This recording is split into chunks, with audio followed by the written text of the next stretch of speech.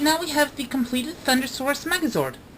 The Pterazord in itself acts as a very nice chest shield, sorry about that, and it doesn't really impede the articulation of the legs, too. Thigh still swivels, hip still moves, knee still moves, see? Hey. And the foot still moves, okay? So, and with that out of the way, I'm going to move on to the weapons now. And I'm going to start first by ripping off the Pterazord again. Why? Well, when you re-extend its wings out, you get in what the show is called the Terror Ring. Okay, see? The best part is that, though, the Megazord can't actually hold the Terror Ring, but, you know, you got to kind of wedge it in. So once that's... No, sorry. Once you actually get it in there, well,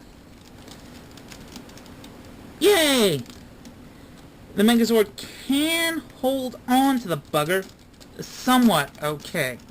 It isn't the best gimmick. The better gimmick, though, involves putting the Pterazord back on. So I'm just going to do that out of frame really quick. Get it snapped back on. And let's put down the Tricera arm, because we don't need it right now. What we need is the Tyranno arm. Why? Well, let's rip the bugger off and find out. As you can see on the inside of the arm, inside the joint, the little octagon here, is a receiving point. When you cut on this switch right here, which takes 2 AA batteries to enable this gimmick. So if you do get this Megazord, make sure you got a couple. When you turn it on, as you can see, it spins very quickly, in fact. So why does this have the receiving end? Because there's a tooth or a tab, depending on what you want to call it, here inside the drill arm. Sorry.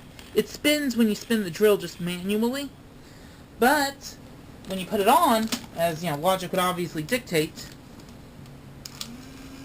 the Zord drill arm moves.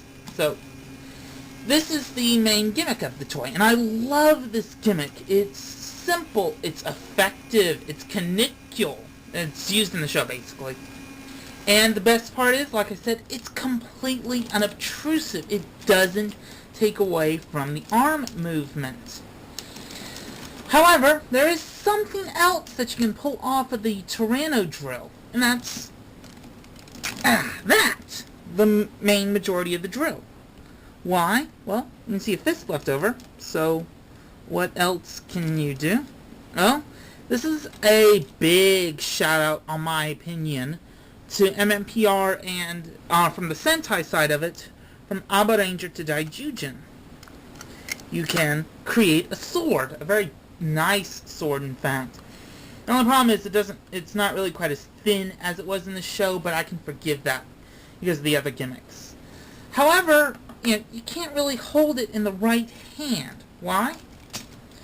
Because you gotta pull this off first to complete the idea of a Zord head shield. See?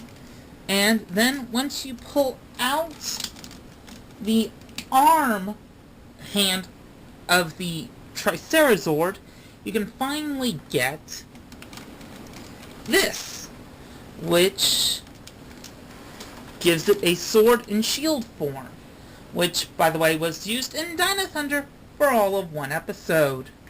So, now that I got the weapons and the gimmicks out of the way, should you get the Thundersarus Megazord if you can find it? I think you should. The Thundersarus Megazord is an awesome toy. It's much more posable than the average Power Ranger / Sentai mecha. It's got a lot of presence. It's from a very well-received season of the show, and the best part, its gimmick is very unobtrusive. It doesn't really detract from it. So, yeah. If you can find it, I highly recommend it. The only problems, though, and there are, is this right here. The head is tiny. The helmet helps, but it's still tiny. And, of course, there are some missing paint apps, but that's to be expected when something's brought over for Bandai of America. But, like I said, if you can find it, and you can find it for what you deem to be a good price, which for me would be, I'd say, between $40 and $60 American, I'd say get it. Of course, you can get Albereno. Hey, yeah, that's also very cool. But that's expensive. That's from the Sentai. It's got some more paint, and it's just overall more expensive. The Thundersarus Megazord is a very good substitute. So, with that, I am signing off. Thank you, and good day.